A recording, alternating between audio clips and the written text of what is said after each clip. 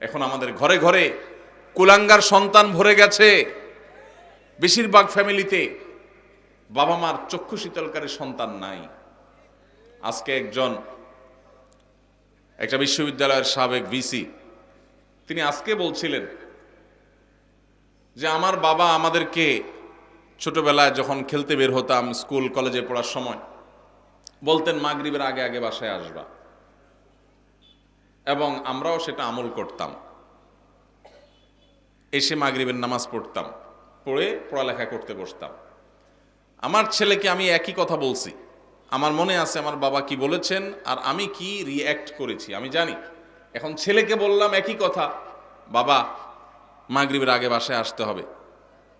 ছেলে আমাকে জবাবে বলছে, কেন বাবা, কেন মাগরিব পর আসতে হবে, ওয়াই?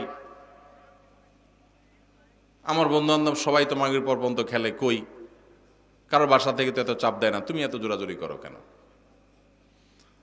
তো আমি তার কথা শুনে বললাম, আপনার বাবা, ওই ভদ্রলোককে বললাম, আপনার বাবা আপনাকে এত বেশি খাবার নিয়ে পিছনে পিছনে দৌড়াইতে পারে নাই, আপনি আপনার ছেলে পিছনে যতটা দৌড়াইছেন। উনি বলেন সঠিক। আমি বললাম, আপনার বাবা আপনাকে প্রতিবেলা এত মাছ গোশ খাওয়াইতে পারে নাই, আপনি আপনার ছেলেকে যত বেশি মাছ গোশ খাওয়াইতে পারছেন। আপনি একটা বিশ্ববিদ্যালয়ের ভাইস চ্যান্সেলর মানুষ, আপনি আপনার ফিনান্সিয়াল ক্যাপাসিটি খুব বেশি হওয়ার কারণে ছেলেকে শহরে রেখে যত তুলতুলে জীবন দিতে পেরেছেন, আপনার বাবা আপনাকে এতটা সুখ দিতে পারেন নাই।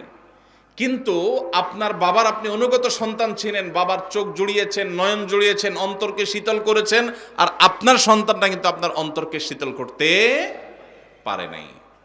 প্রবলেমটা কোথায়? আমরা যারা আমাদের বয়সী যারা আছেন এখানে, বা আরো যারা সিনিয়র মুরব্বীরা আছেন এখানে 45, 50 বা আরো উপরে, আমাদের অনেকের বাবা মা 3 বেলা ভালো করে খাবার দেওয়া আমাদেরকে তাদের জন্য কষ্টকর ছিল। কিন্তু এরপরেও আমরা বাবা মার প্রতি এতটা অনুগত, বাবা মাকে আমরা অনেক ফিল করি, অনেক মিস করি। বেঁচে থাকলেও ফিল করি, আর মরে গেলে আরো বেশি মিস করি, ফিল করি। কিন্তু এখনকার যে আমাদের সন্তানরা, এই সন্তানরা আমাদের বাবা মা আমাদের জন্য যতটা করতে পেরেছেন, এদের জন্য আমরা এর 3 গুণ করার পরও তারা আমাদের বাবা মার প্রতি আমরা যতটা অনুগত, আজকালের সন্তানরা আমাদের প্রতি ততটা অনুগত না। কারণটা কি ভাইরা আমার? সবই তো দিয়েছি, সবই দিয়েছি।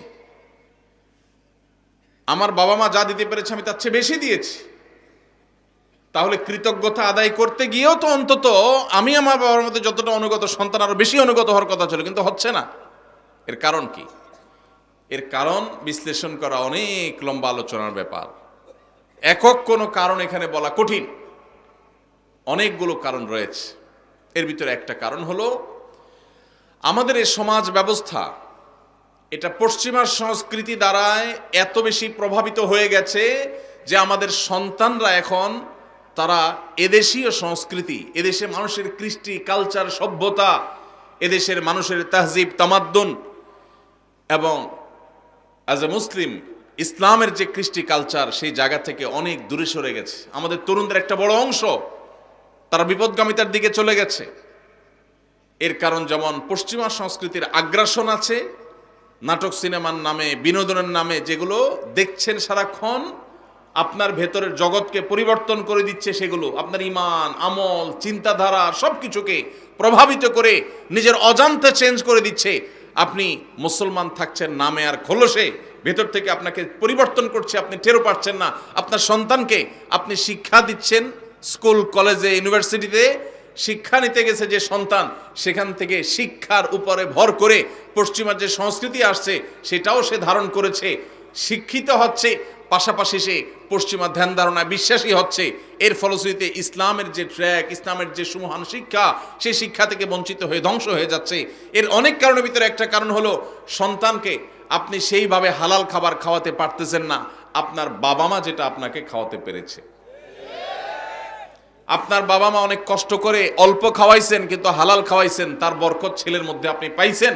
আপনি আপনার ছেলে মেয়েকে যা খাওয়াচ্ছেন বুকে হাত দিয়ে বলতে পারবেন না যে টনটন করে বাজবে, এতটা হালাল এবং পিওর, যেটা আপনার বাবার সম্পদের মধ্যে ছিল সেটা যদি আপনার সন্তানের মধ্যে আপনি করতে পারেন, ইনশাআল্লাহ এ যুগেও আপনার সন্তান সবচেয়ে সভ্য, ভদ্র এবং মাথা নিচু করে বিনম্রতার সাথে আপনাকে শ্রদ্ধা নিবেদন করবে।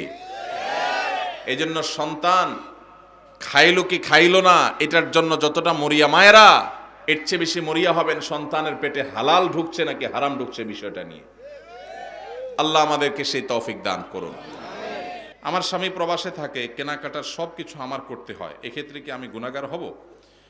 কোনো বোন তার স্বামী যদি প্রবাসে থাকেন, দেশে তার বাজারঘাট করে দেওয়ার মতো কোনো মানুষ যদি না থাকে, তিনি যদি বাজারঘাট করার জন্য, কেনাকাটা করার জন্য যাওয়া লাগে, শরঈ পর্দা মেনটেন করে তিনি যেতে পারবেন, কিনতে পারবেন। তবে যদি অন্য কোনো পুরুষ লোক থাকেন আশেপাশের যাদের দিয়ে কেনাকাটা কাজটা সারা যায়, তাহলে সেটাই করা উচিত, ওইটাই অধিকতর উত্তম।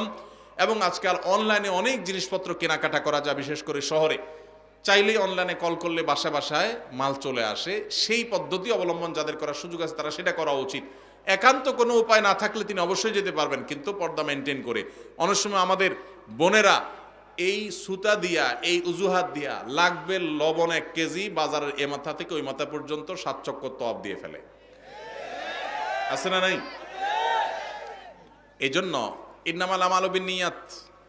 আপনার স্বামী প্রবাসে আছে, বাজারে যাওয়া জায়েজ আছে, হুজুরের কাছে মাসালা নিয়েছেন, নিয়ে এবার বাজারে বাজারে ঘুরতেছেন অহেতুক, পর্দার সাথে গেলেন না বেপর্দার সাথে গেলেন, তাহলে অবশ্যই আপনি গুনাহগার হবেন। এই জন্য বোনরা আল্লাহকে ভয় করবেন, যতটুকু আপনার না হলে নয় ততটুকু আপনি করতে পারবেন, অবশ্যই পর্দার সাথে। আমি পর্দা করে চলতে চাই, কিন্তু যেই পরিবার যৌথ পরিবার হওয়ার কারণে পর্দা করে চলতে পারি না, এক্ষেত্রে আমার করণীয় কি? যৌথ পরিবারে পর্দা করাটা একটু কঠিন, একটু কষ্টের, ডিফিকাল্ট। এক্ষেত্রে দরকার হয় সবার সহযোগিতা। আমরা ছোটবেলায় আমরা দেখেছি যৌথ পরিবারে থেকেও মানুষ পর্দা করার চেষ্টা করত। একই বাড়িতে কয়েকজন মানুষ বসবাস করত, কয়েক ভাই আসতেন, সবার স্ত্রী বাসায় আছেন, একই ঘরে এক একটা কক্ষে এক একজন থাকেন, তো বাহির থেকে আসলে অনেক সময় গলা পরিষ্কার করে ঢুকতো, গলা পরিষ্কার করে প্রবেশ করত, যাতে করে মেয়েরা তারা নিরাপদে সাইড হয়ে যায়, পর্দার খেলাপ না হয়। এখন হায়া লজ্জা এমন উঠছে, হনহনায় ঢুকে যায়, ন্যূনতম পর্দার বিধানটা জানেই না। এটা মুসলমানদের জন্য লজ্জা। যৌথ ফ্যামিলিতে থেকে পর্দা করা সম্ভব যদি সবার সহযোগিতা থাকে। ঠিক আছে, পুরুষরা যখন আসবে মহিলারা সাইড হয়ে যাবে, পুরুষরা যখন বের হবে মহিলারা তখন সাইড দিবেন, মহিলারা যখন থাকবেন পুরুষরা ঢোকার আগে তাদের পারমিশন নেবেন, প্রাইভেসি মেনটেন করবেন। দেখুন, ইসলামের পর্দার বিধানটা হলো মানুষের প্রাইভেসি রক্ষা করার জন্য, মানুষের প্রাইভেসি মেনটেন করা, রক্ষা করা। এটা ইসলামের অনেক বড় একটা সৌন্দর্য যে ইসলাম মানুষের প্রাইভেসি রক্ষা করেছে। একজন নারী, আপনি তার সৌন্দর্য তার অনুমতি ছাড়া বা তার সৌন্দর্য আল্লাহর অনুমতি ছাড়া আপনি দেখে অবলোকন করবেন, আপনার জন্য হারাম করা হয়েছে, তার প্রাইভেসি আপনি নষ্ট করছেন।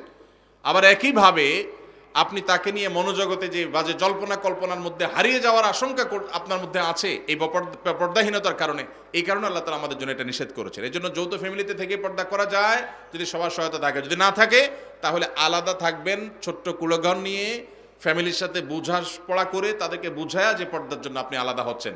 অনেক সময় দেখা যায় অনেক মহিলা আছে আলাদা হওয়ার জন্য একটা সুতা খোঁজে, সুতা, এই সুতা খুঁজে এক একটা মাসালা বাইর করে হুদাই, কোনো কারণ ছাড়াই। তো এটা করা যাবে না। আর যদি সত্যিই পর্দার অসুবিধা হয় তাহলে স্বামীর কর্তব্য স্ত্রীর জন্য অবশ্যই পর্দার ব্যবস্থা করা, প্রয়োজনে সেটা বাছা আলাদা করে হলেও। মহিলাদের পর্দা করার ক্ষেত্রে মুখ ঢাকা কতটুকু জরুরি? বিশুদ্ধ মত অনুযায়ী, নিরাপদ মত অনুযায়ী মুখমণ্ডলও পর্দার অন্তর্ভুক্ত, ঢাকবেন, মুখমণ্ডল প্রদর্শন করবেন না, প্রয়োজনে মাথা কাপড় টেনে দিবেন। আল্লাহ বলেছেন ইউদনিনা আলাইহিন্না মিন জালাবিবিহিন্না, মাথার উপর যে কাপড় থাকে মেয়েদের পর্দার জন্য এটাকে জিলবাব বলা হয়। আল্লাহ বলেছেন এই জালাবিব তারা মেয়েরা টেনে দিবে। এই যে টেনে দিতে বলছেন এটা কেন? এটাই তো মুখাবয়বকে ঢাকার জন্য। আম্মা জানা আয়েশা রাদিয়াল্লাহু তাআলা বলেছেন হজের সময় আমি যখন নবীজি সাল্লাল্লাহু আলাইহি ওয়াসাল্লামের সাথে হজ করেছি সেই বছর আমি ইহরামরত অবস্থায় মেয়েদের জন্য মুখ উন্মুক্ত রাখতাম। যখনই কোনো পুরুষ চোখের এরিয়াতে চলে আসতো তখন আমি কাপড় টেনে দিতাম। এখান থেকে বোঝা যায় তারাও মেয়েদের চেহারার পর্দা করতেন। এটাই হলো অধিকতর বিশুদ্ধ এবং অধিকতর আপনার নিরাপদ মত। এজন্য বোনরা পর্দা যখন করবেন মুখমণ্ডলও ঢাকার চেষ্টা করবেন, সেটা হবে এ ক্লাসের পর্দা। যারা সেটা করতে পারছেন না, অন্তত শুরুটা করেছেন, অবশ্যই তাদেরকে আমরা অ্যাপ্রিসিয়েট করব।